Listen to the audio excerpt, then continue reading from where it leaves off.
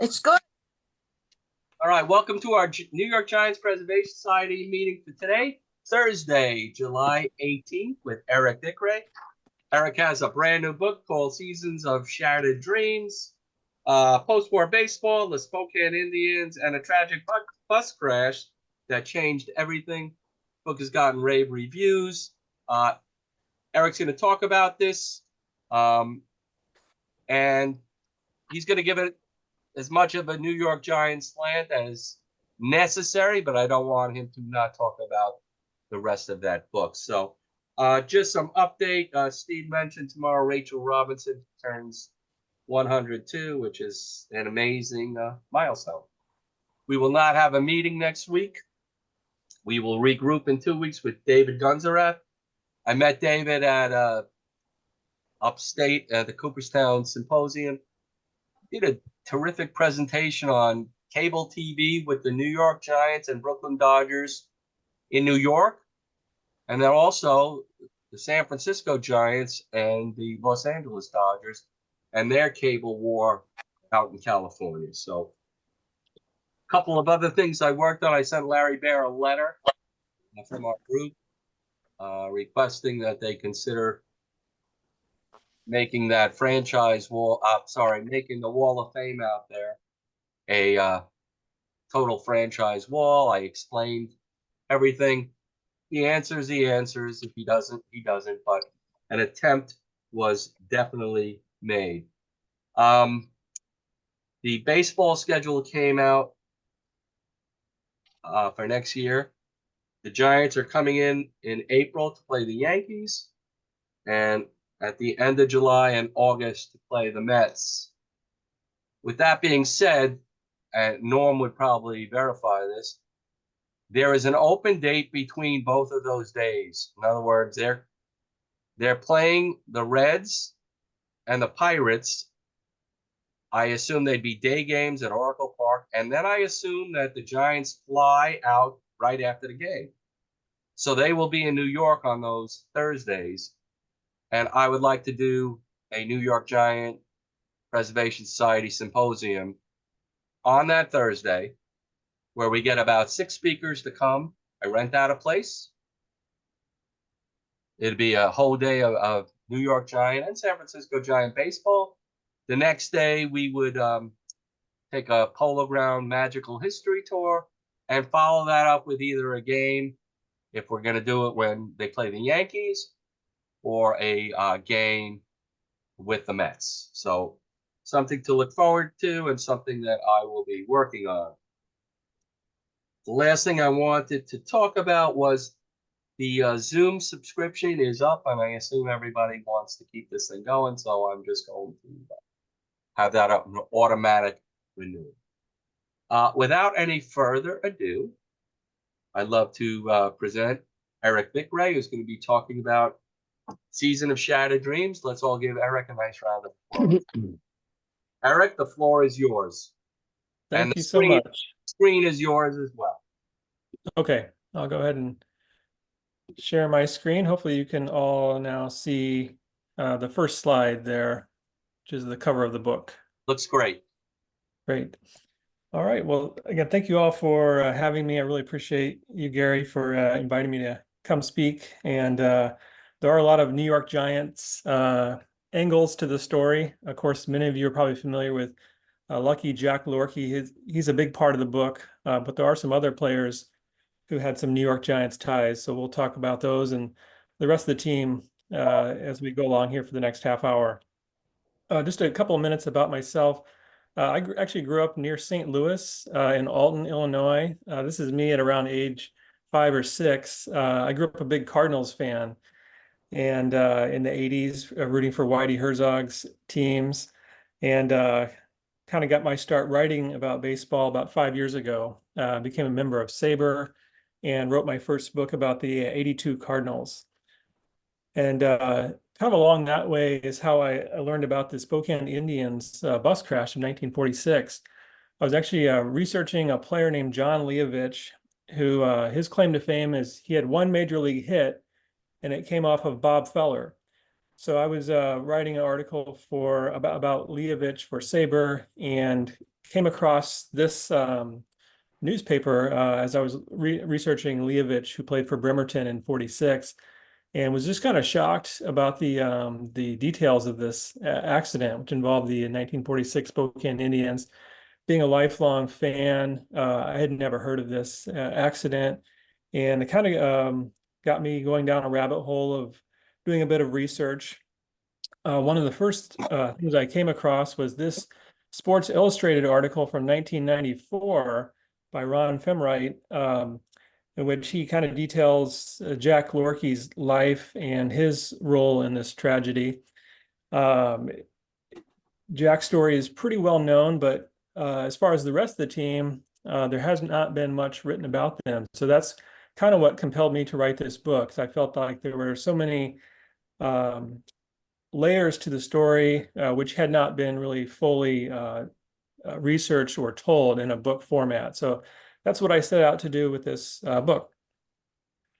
Just a little bit about my research sources. Newspapers.com, of course, is invaluable these days. Instead of going through a microfilm, you can instantly access at your fingertips newspapers from across the country by just putting in some keywords and dates. That's what I did. There were 2 daily Spokane newspapers, and then a number of players had ties to the Bay Area, Seattle, and so forth. Ancestry.com, of course, great resource. This accident occurred in King County in Washington, so the King County Coroner's Office and Spokane County Court records were helpful. I read whatever books I could about baseball in the era of World War II. Interviewed a number of descendants of the players involved. Interviewed some of the players who played for Ben Garrity in the 50s and 60s, and then had access to some of the scrapbooks of a couple of the players involved. Vic Pachetti and Bob Patterson, their families kept these letters and photographs in scrapbooks for decades, and fortunately allowed me to use some of the letters and the information to kind of help tell the relative stories. So this story takes place in 1946. Of course, that was the year after World War II. At that time, you had millions of discharged military veterans returning home from overseas. And there were some economic hardships that year. There was rising inflation and kind of stagnant wages. There were food and housing shortages. The infrastructure of our country had fallen into disrepair during the war. That year, millions of auto workers, meat packers, teamsters, railroad workers, and myriad other industries went on strike that year. And then you had baseball reemerging from the war. Of course, during the war, Major League Baseball continued at the encouragement of President Roosevelt, but minor league baseball was largely depleted during the war. Just before the war, there were 44 minor leagues in operation across the country. During the war, that number was reduced to 9. There just simply weren't enough able-bodied men to fill out rosters. So in '46, you had thousands of discharged servicemen attempting to return to the game, looking to reclaim roster spots. At the same time, you had up-and-coming younger players, teenagers who were kind of on the way up. So spring training camps in the spring of '46, which is where this picture comes from, were just overflowing with players. The league I'm going to talk about tonight is called the Western International League. It was a Class B league, which would be equivalent to like a high A or maybe double A league today.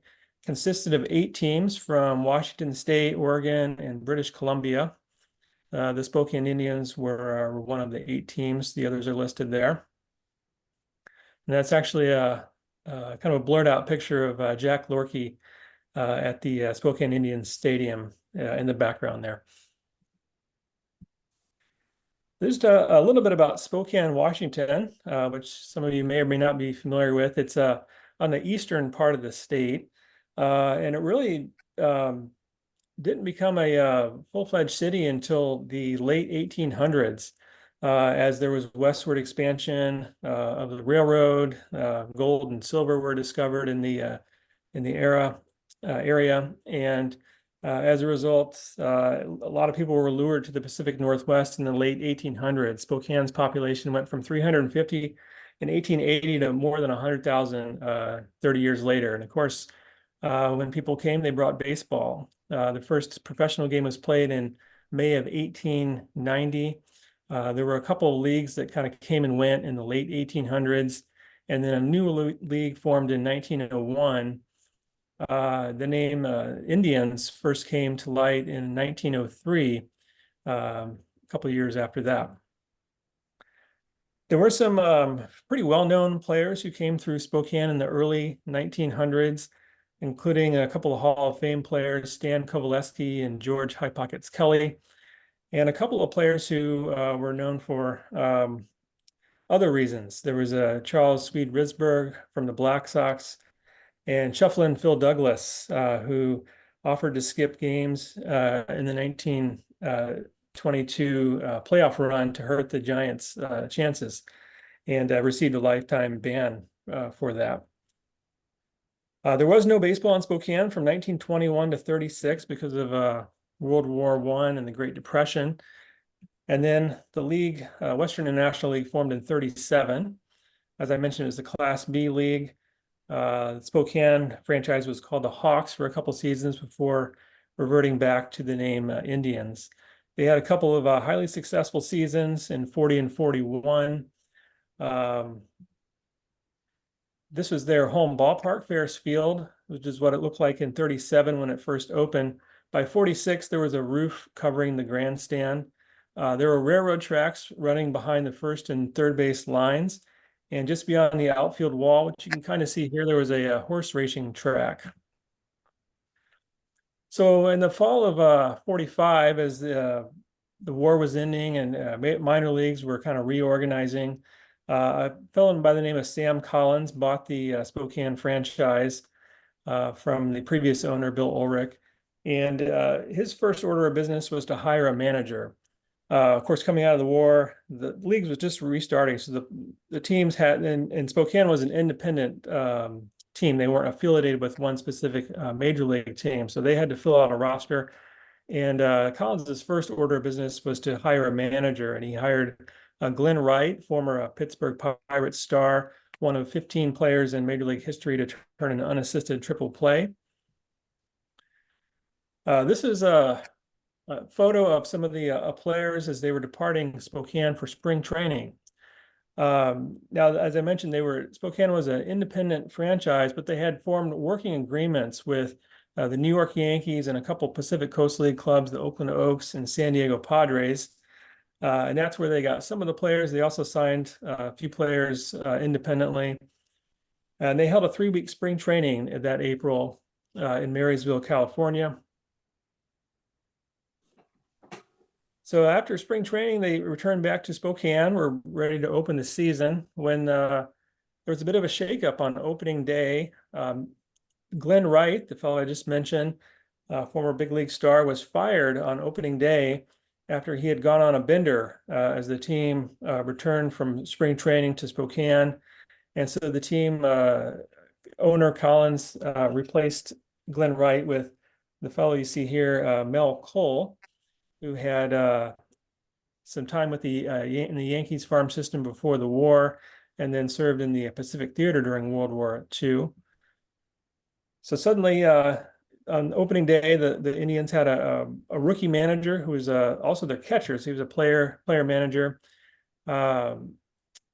He was about 27, 28 years old. He spent nearly 4 years in the war, as did most of his teammates, as we'll discuss. I'll tell you about some of the other players on the roster. The team's third baseman was Jack Lorkey, who was born and raised in Los Angeles. Jack at the time was 22 years old.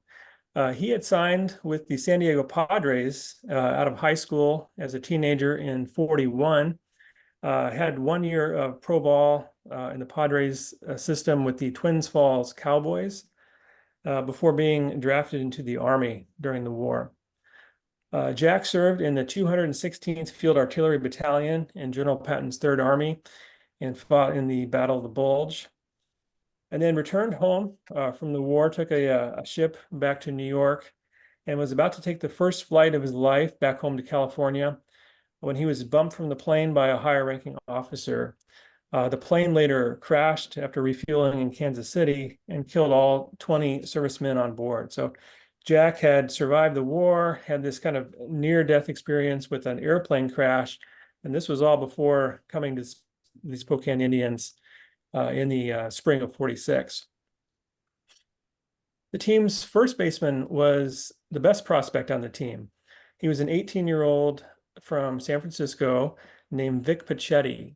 Vic was born and raised to Italian Americans and took to the game at an early age. By high school, he was already one of the top players in the Bay Area, led his team to the city championship, and then was elected to participate in the Esquire All-American game in 1944 as a 16-year-old. So this was a game that was sponsored by Esquire magazine, in which the best players from around the country, the best high school players, were chosen to play in a game at the Polo Grounds. And so Vic took a train across the country and met up with all these players from around the country for this game. Pichetti played for the West team. It was the East versus West. The West team was managed by Mel Ott and coached by Carl Hubble. This photo here is taken at the Polo Grounds. That's Pichetti is the fourth player from the left, standing next to Mel Ott, and then to his right is Carl Hubble. And another familiar face you might notice on the far left is Richie Ashburn, who was also a member of the West team. And this photo came from the Pichetti family scrapbook.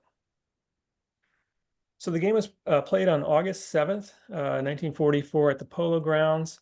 Before the game, Abbott and Costello performed.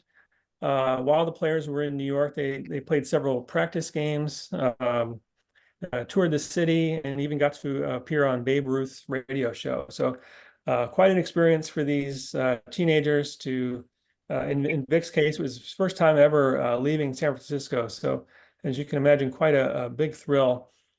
The manager of the East team was Connie Mack. So that's Mel Ott and Connie Mack in the middle there. That's Pichetti in the back row, second from left. And this was at the Polo Grounds before the game.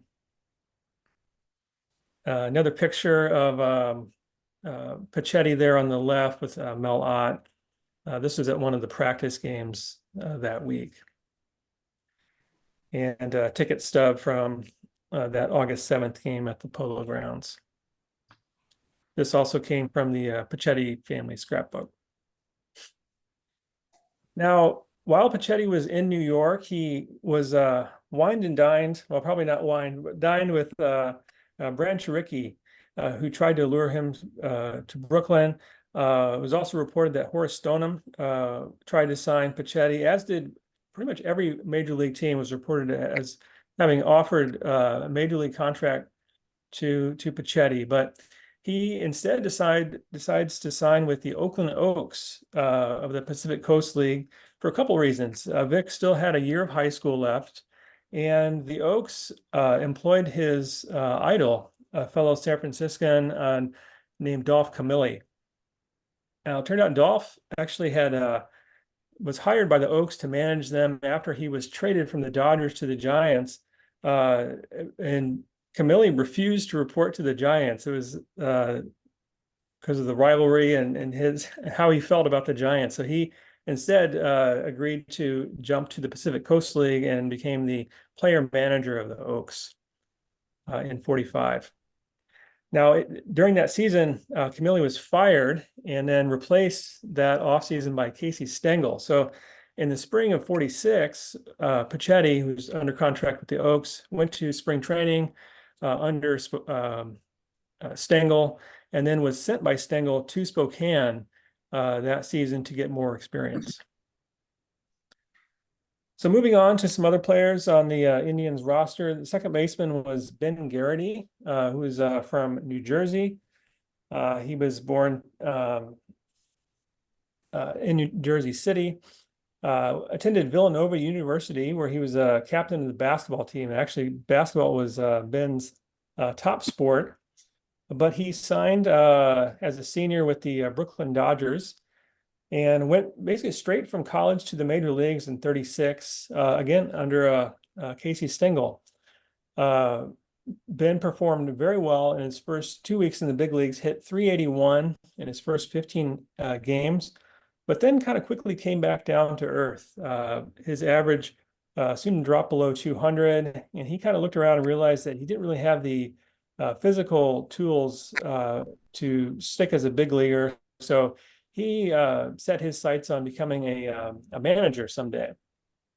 He bounced around the minor leagues for a few years. During the war, he got a couple cups of coffee with the Boston Braves when Casey Stengel brought him back, as many teams were kind of desperate for able-bodied men. And Ben, who was working at a military aircraft plant in California, was lured from that job by Stengel to play for the Boston Braves. So in 46 with the Spokane Indians, he was 33 years old and was the oldest player on the team.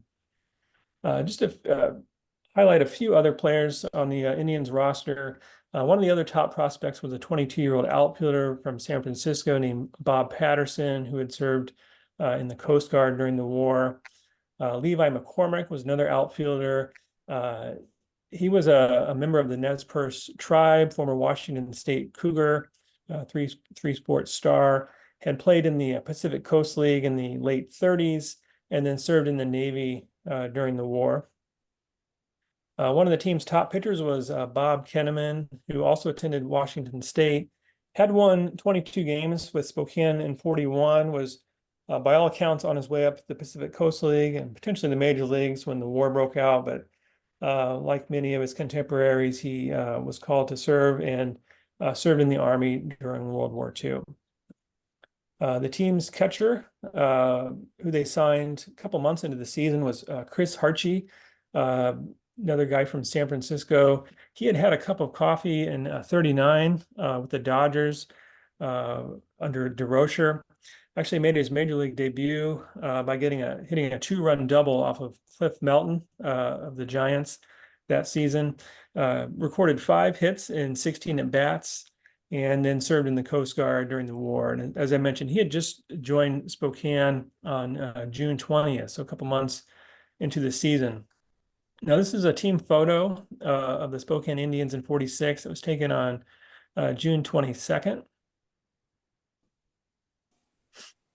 So the team was, as I've kind of highlighted through describing some of these players, full of up-and-coming prospects, a couple guys who had some time in the big leagues, and very talented, especially on offense. They could hit very well. They had several players, including Lorkey, McCormick, and Patterson, all hitting over 300. Young Pachetti, who's pictured here, was hitting 285. And then they had added Ben Garrity and Chris Harchie, these former Dodgers. So they were certainly poised to make a run at the pennant. As of June 23rd of that year, they were 32 and 26, 5 games behind the first place team, which was Salem. But by all accounts, were going to be in the thick of the pennant race going down the stretch. Now, on June 24th, 46, the Indians, who traveled in a bus like the one you see here in this advertisement, were heading across Washington State to play the Bremerton Blue Jackets for their next series. So they left Spokane on the morning of June 24th. 2 players, Milt Cadena and Joe Faria, 2 pitchers from the team, decided to drive separately. The other 16 players boarded the bus and left Spokane in the late morning. Now, today there's an interstate called I-90, which connects Spokane to Seattle. It's about a 4-hour trip. Back then it was a US Route 10, which was a 2-lane road. The trip took easily 10 hours back then, so quite a bit different than today. The team stopped for dinner in Ellensburg in central Washington, about the halfway point. The bus driver, who was a 24-year-old named Glenn Berg, took the team bus to the local garage and complained that there was some brake and engine trouble. Meanwhile, the team had dinner at a place called Webster's Cafe, which is seen here on the left side of the right side of the street, rather. While the team ate dinner, Jack Lorkey received a message that was delivered from a local police officer that the Spokane Indians were trying to get a hold of him because it turned out that the Padres, the team that owned his contract, wanted him to report to San Diego. So he was getting called up, and this was a big thrill for Jack. His teammates were thrilled for him. He actually said goodbye to his teammates, gathered his belongings, and hitchhiked back to Spokane while his teammates carried on. Berg, after trying to get the bus tuned up at the local garage, picked the team up, and they resumed their way on US Route 10. It was just about an hour later that the team reached Snoqualmie Pass, which is an elevation of about 3,000 feet, about 50 miles east of Seattle. Just over the pass, the bus encountered a car which had crossed over the center line, which forced the bus to the side of the road. There was a cable guard wire, which the bus broke through, and the bus went careening down a steep ravine of about 300 feet. The bus caught fire as it rolled and tumbled down this steep ravine. The accident killed 9 players on board. 6 of the players did survive, and the bus driver also survived. This accident occurred at dusk when there was a steady rain starting to fall. So it was the conditions made rescue efforts incredibly difficult. This is a photo of Ben Garrity. He was one of the 6 players that survived immediately after the crash. He sustained a head injury and broken kneecap. The other survivors had various degrees of from minor burns to, in the case of Dick Powers, a severely broken spine. So after this tragic accident, the news made headlines across the country. It was reported, of course, in the Sporting News and New York Times, every newspaper, big and small, across the country for the few days after the accident. And immediately there was an outpouring of support. People donated money to this benefit fund that was set up in memory of the players and to distribute to the victims and their families. Bob Hope donated $500. The residents of Spokane had a hole-in-one contest. And then there was a benefit game that was played between Casey Stengel's Oakland Oaks and the Seattle Rainiers on July 8th, which also raised a lot of money. Bing Crosby, who was from Spokane, bought $2,500 worth of tickets for this game, and all told, more than $100,000 was raised. Now the Spokane Indians actually started playing games again just a week after this accident, which is pretty remarkable. The only able-bodied players they had were the 2 pitchers who had driven separately. They're seen here wearing Oaks uniforms because their uniforms had been destroyed in the accident. That's Pete Barasoff and Ben Garrity pictured in the middle, 2 of the survivors of the crash. This was just a week after this accident. The team replaced the players on the roster through semi-pro players, players who had been released by other organizations. The team trainer filled in at third base for some games. And the result of this sort of hodgepodge of players was a pretty poor second half of the season for Spokane. They went 22-52 the rest of the way and finished in 7th place. Now, of the 6 players who were killed in the crash, 5 actually resumed their baseball careers, but several of those careers ended early because of accidents or injuries related to the accident. Levi McCormick, seen here, actually played for Spokane the following season. That was his last season. He went on to become a mail carrier in Spokane until his death in 1974. Ben Garrity, his playing career was pretty much over after this accident, but he went on to manage Spokane in 47, and then piloted teams in the New York Giants and Milwaukee Braves systems. for several years. In 1953, working with the Braves, he was a manager of a Class A team, the Jacksonville Braves. And that was the year that Henry Aaron and two of his teammates, Felix Mantilla and Horace Garner, integrated the South Atlantic League. Aaron later said that Garrity was a huge influence on him that season and was quoted as calling Garrity the greatest manager I ever played for and the greatest manager who ever lived. So very high praise from Aaron about Garrity, who was also a subject of Pat Jordan's excellent book, False Spring.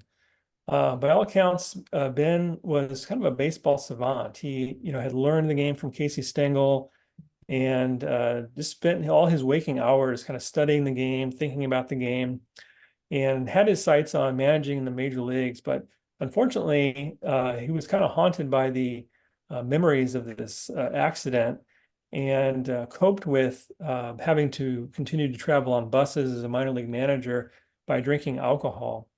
I was able to interview a number of players for this book, John Demerit, Joe Morgan, the former Red Sox manager, Howie Bedell, and Tommy John, among others, who all just praised Ben's managerial and baseball expertise, but all noted that he was certainly a heavy drinker, and that ultimately contributed to early death at the age of 50.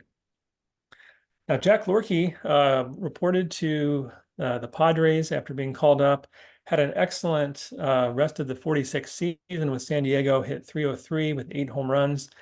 And that resulted in him being traded to the Boston Braves that winter. However, there was a paperwork issue with that transaction, and the deal was nullified by the commissioner's office. And so the Giants actually were able to select Lorkie in the Rule 5 draft that winter. Jack debuted with the Giants in '47. He actually made his major league debut in the same game that Jackie Robinson hit his first home run. Jack hit 11 home runs as a rookie, including the Giants' 183rd home run of the season, which broke the Yankees' previous mark. Jack was on the '51 World Series team. And in fact, in the shot heard around the world game, Jack would have replaced the injured Don Mueller, who injured his ankle sliding into third base, had the game gone to extra innings. But of course, you all know what happened following Don Mueller's injury. Bobby Thompson came up and hit the walk-off home run. So Jack never got in that game, but he did bat twice in the World Series, went 0 for 2. In his 5 seasons with the Giants, hit .244 with 22 home runs and 95 RBIs. After that first season, he kind of fell into a utility role. He also filled that role with the Philadelphia Phillies for a couple seasons. So played 7 seasons total in the big leagues, and then wrapped up his career in the Pacific Coast League. And of course, it was after the Spokane Indians accident, after he was kind of narrowly missed this bus accident, that he was given the nickname which stuck with him for the rest of his life, Lucky Lorkie. After baseball, Jack did high-level security work for the CIA. So as if his life weren't interesting enough, even after his baseball career, kept pretty interesting. But Jack was very kind of tight-lipped, never really talked about his experience in World War II, never really even discussed his baseball career or the Spokane Indians crash. It was kind of a quiet, tight-lipped individual. Now, the Dodgers ultimately became the Spokane Indians became an affiliate of the Los Angeles Dodgers when they moved west, and they were their AAA affiliate for a number of years. The 1970 team is considered one of the greatest minor league teams ever assembled, with some names which I'm sure all are familiar to you there. And the Spokane Indians still exist today. They're a single A affiliate of the Colorado Rockies, and they do maintain the name Indians through a pretty unique collaboration with the Spokane tribe. The city of Spokane is named after the indigenous tribe. The Spokane Indians baseball club approached the tribe a couple decades ago and offered to change the name, but they actually encouraged them to maintain the name Indians, and they've done so and use that to educate the community. And they actually wear jerseys that have Spokane and Salish language today. It's kind of an interesting fact there. So that concludes the kind of my overview of the Spokane Indians. Of course, I get into a lot more detail in the book about all this. And I'll close with this. This is actually a telegram which came from the Pachetti family scrapbook. This is a telegram that Pachetti sent his mom when he made it safely to Spokane that season. And unfortunately, Pachetti, who was by all accounts going to be a surefire big leaguer, was one of the 9 players killed in the accident.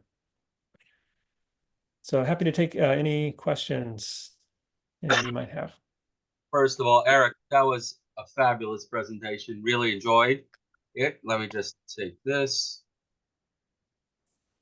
The pictures that you got from the Pachetti family, amazing. They really were fabulous. Thank you. I got 2 questions for you.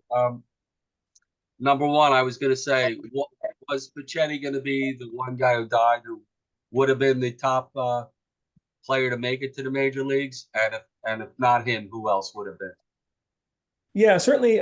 Pachetti, who was only 18, it was reported that he was going to sign with the Detroit Tigers that fall, was what came out later. But yeah, by all accounts, he was a surefire major leaguer. There were a couple other guys. Bob Patterson was only 22. Certainly looked like he was on the way up. Another guy named Freddie Martinez was only 23 years old, and actually was leading the team in batting average, so had a higher average than Lorky even at the time. So certainly there could have been other players. Fortunately, we'll never know. But I think by all accounts, Pachetti was the one that was considered the best prospect on the team. I failed to say the book. Best way to get it. Yeah, so it's available anywhere you can buy books online, through Amazon, or my publisher is Roman and Littlefield, and their website's ROWMAN.com. Terrific. My other question is, we saw you with the Cardinal thing. You were not Fred Bird. You were a little boy, I know. That's right. Did this story interest you because you became a resident of Washington State? Yeah, I moved here about 10 years ago. So the fact that the crash happened so close to where I live now certainly intrigued me. That was certainly one of the reasons I decided to write the book. I had written a book about the 82 Cardinals. I was just kind of looking for my next project, and I felt like this kind of fell in my lap, and yeah, I just kind of became fascinated by it, and realized that there was a story that needed to be told. All right, let's open it up. Mars, you are up. Eric, that was very interesting. And,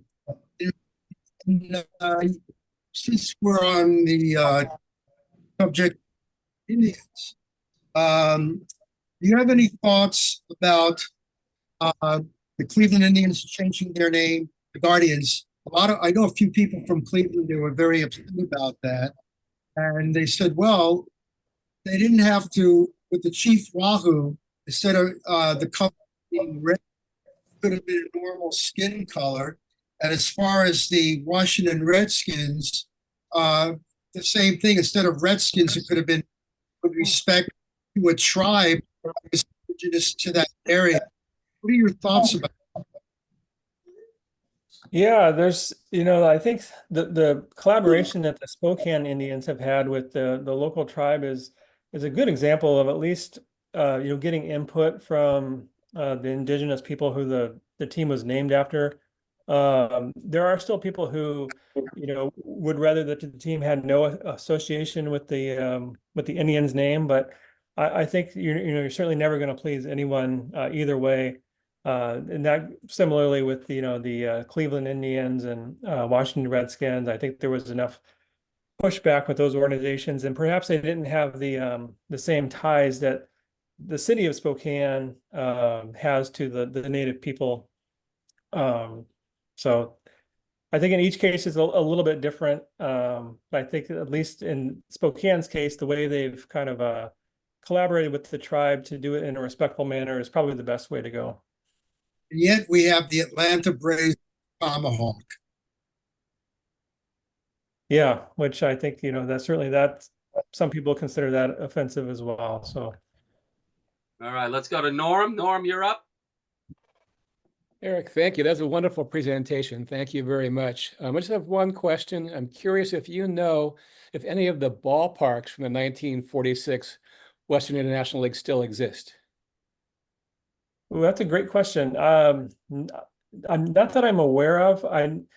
The Ferris Field where the Spokane Indians played is just down the street from where the current ballpark of Vista Stadium is played. Yeah,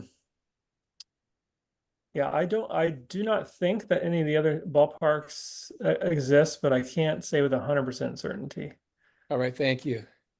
Thank you, Norm. Howard, you're up. Unmute, Howard. Howard, you're muted. Okay, here we are. Okay, as I was saying, and I only heard myself say it, excellent presentation. I have just a personal comment about your presentation, and then I have a question. The personal comment is, I'm very familiar with that time period of the accident because my parents got married on June 23rd of 1946. And Wow. my father was a big baseball fan, big New York Giant baseball fan. So when I saw the date and I saw the picture, June 22nd, the team photo, and then the day the accident was the very next day, I believe, the 24th was the accident. It just, Yep. The way I am, it brought back memories of June 23rd for me, the day that my father and mother got married in New York. My question to you is, in the course of your research, did you come across any other sports tragedies, something similar? The only one I could think of personally was in the 1960s. There was a plane crash involving a college basketball team, I think in Indiana or Ohio or Iowa. That had a lot of publicity. It was a tragic, obviously a tragic event. So I was wondering if you came across any other situations, any other accidents or events which caused a great number of players of the team of any sport to be wiped out, whether it was a bus crash, plane crash, train mishap. Did you come across anything? Yeah, so just 2 years after this accident, and we were actually discussing this with a couple of people before the formal meeting started. There was a Duluth Dukes team that was a farm team of the Cardinals that was in a bus accident in 1948. So just 2 years after this accident occurred, and I believe 5 players were killed in that accident. There have been other accidents. You mentioned, I think, Evansville University is one you're referring Yeah, obviously to. team, basketball team. Marshall. So there have been some other sort of college or amateur sport accidents, but the Spokane Indians accident is actually still the deadliest accident for an American professional sports team. But I think the Duluth Dukes accident would probably be second on that list, but it was fairly similar circumstances. I remember when Ken Hubbs of the Cubs died in a plane crash in the early 60s, but that was just one individual person. The Mets had a pitcher named Danny Frisella in 69-70 who died in a dune buggy crash in the off season. I don't know how that happened, but you hear about things. Campanella, of course, that was a different situation, but he was paralyzed. But the crash that you were describing was the first time I heard of a team other than the Evansville basketball team getting wiped out. Yeah. It was very interesting. Cleveland Indians had a boat accident in the 1990s that killed 2 players. Bobby O'Heater, who was an ex-Met, he played with the Indians, right? He was traded to the Indians, or signed as a free agent. I think he lost a couple of fingers, but he did resume playing, I believe, in the 1990s. Yeah, he was one of 3 that survived. Yeah, and one of the South American national soccer teams. Remember that? Yeah, in the Andes Mountains, there was and they wrote a book about it. They had to turn to cannibalism to survive. It was a very terrible story that came out in the 1960s, I think, that book. Yeah, there's a Netflix movie about that as well now. All right. Okay, thank you very much. Eric, with all the, I hate to say it, but I really enjoyed watching Marshall. We Are Marshall, and it's terrible that I'm enjoying a movie about a plane crash that killed the whole football team, basically. Surprised, no documentary on what you read about? Okay, see you soon. Yeah, I'm a little surprised that there hasn't been, I was first surprised there hadn't been much written about this. There's actually a fictional book kind of based on the events called Until the End of the Ninth that came out about 20 years ago. But yeah, I'm a little surprised that there's not been a documentary or a movie, but who knows, maybe someday, bringing it to light through this book may lead to something like that. Yeah, you'll get a nice credit for it, so it'll be good. All right, let's go to Mr. Lipman. You're up. Okay, can you hear me? Yes. Okay, great. First of all, that was an outstanding presentation. I remember you mentioned Ojeda, the two guys who killed Tim Cruz and Steve Olin. I remember that they were in a boat, hit the dock. And of course, everybody over a certain age who's from New York certainly remembers where they were on August 2nd, 1979. And when Thurman Munson had his crash, and some of you might remember the California Angels bus driving off the New Jersey Turnpike between New York and Philadelphia in Baltimore, rather, in 1985. The question I had was, what were the legal ramifications of this crash? Were there lawsuits and stuff that followed it? Yeah, so first of all, in terms of the oncoming vehicle that supposedly forced the bus off the road, they never did identify that vehicle, or they were never able to charge anyone for that. There were lawsuits against the Washington Motor Coach Company, who owned the bus. And those resulted in settlements, financial settlements for the families and the players who survived. Okay. Thank you, Dave. Paul, you're up. Yeah, thanks, Eric. I found it very interesting. I had two very quick questions. On one slide, you mentioned one of the players name was mentioned on the Rim of Fame. Oh, yeah. I don't know what. So I didn't know what that was. And the other question is there an historic marker that marks the spot where the accident took place? Yeah, so your first question, the Spokane Indians have a Rim of Honor. So it's like their Hall of Fame, I guess you could say. They have 4 players inducted.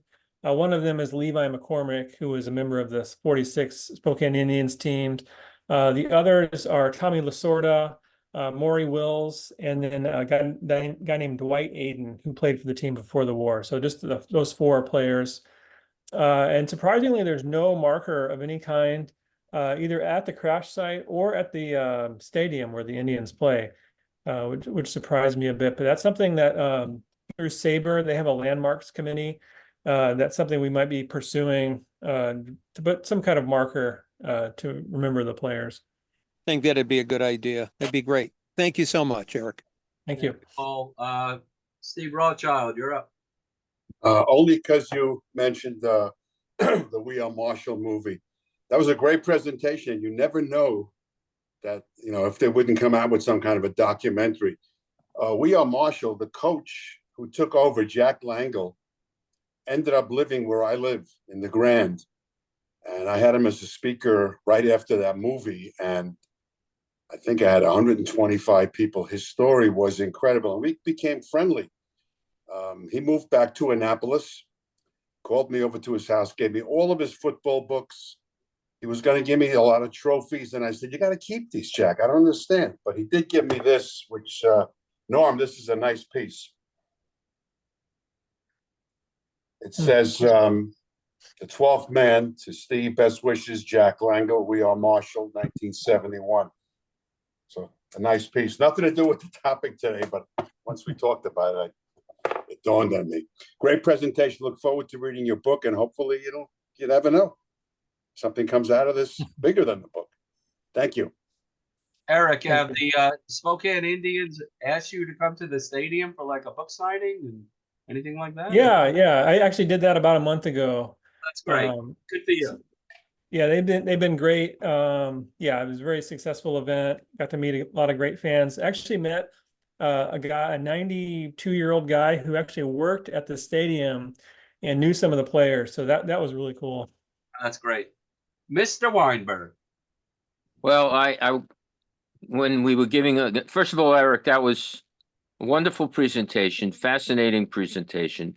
So much so I didn't have any questions, but I have one to add to the roster of dead ball players. In 2006, I don't know if people remember, a pitcher for the Yankees, Corey Lytle, was piloting a plane and crashed into a building on the Upper East Side of Manhattan. Yeah, I remember that.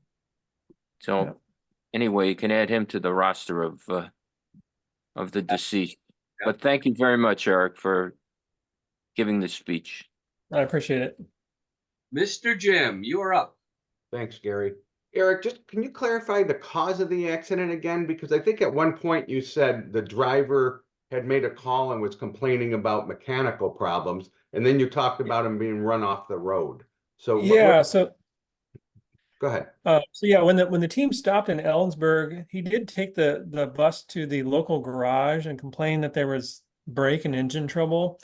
And they apparently did some work on the bus, but it was thought to be that this oncoming vehicle is what kind of forced the bus off the road. Now the bus driver was unable to get the bus back on the road after kind of being forced onto the shoulder. And that could have been related possibly to the faulty brakes, but ultimately he was unable to get the bus back on the road, and that's when it broke through this cable guard wire. So there was some brake and engine trouble. How much of that contributed, to the crash is hard to say. Okay, thank you.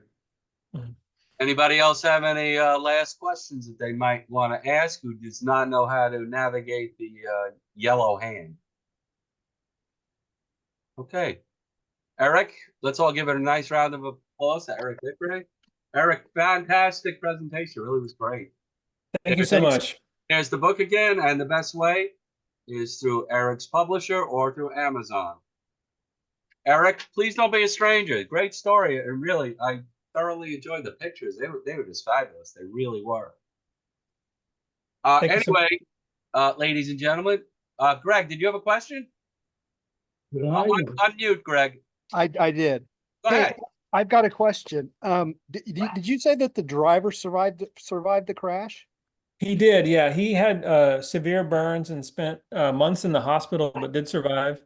And what was his story after the crash? I mean, what happened with him?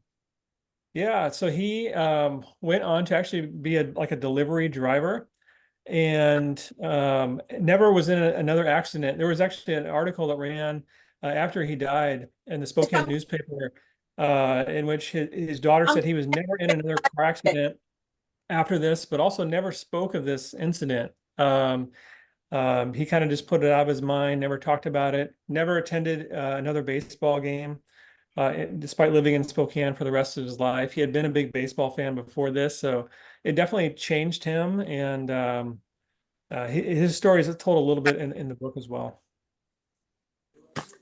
Thanks, Greg. Howard, you want one more quick question? Yeah, well, not a question. I just thought of another famous athlete who passed away in an accident just a few years ago, Kobe Bryant, out in LA. What was it? It was a helicopter crash, I believe, and his daughter, who was a basketball player, also perished in that. So when somebody mentioned Corey Lytle a few minutes ago, my brain began to spin, and I thought about Kobe, who just lost his father the other day. His father died of a stroke a day or two ago. That's it. Thanks, Howard. Again, let's give it up for Eric. Eric, please don't, if something interests you, one topic, please hop on board, okay? Absolutely. Great. So we will reconvene in 2 weeks. Have a great week off next week, and I'll hang around. I'm going to shut off the recording. Anybody wants to talk about Giant baseball and or anything else, I will be here. Have a great weekend, everybody, and be well.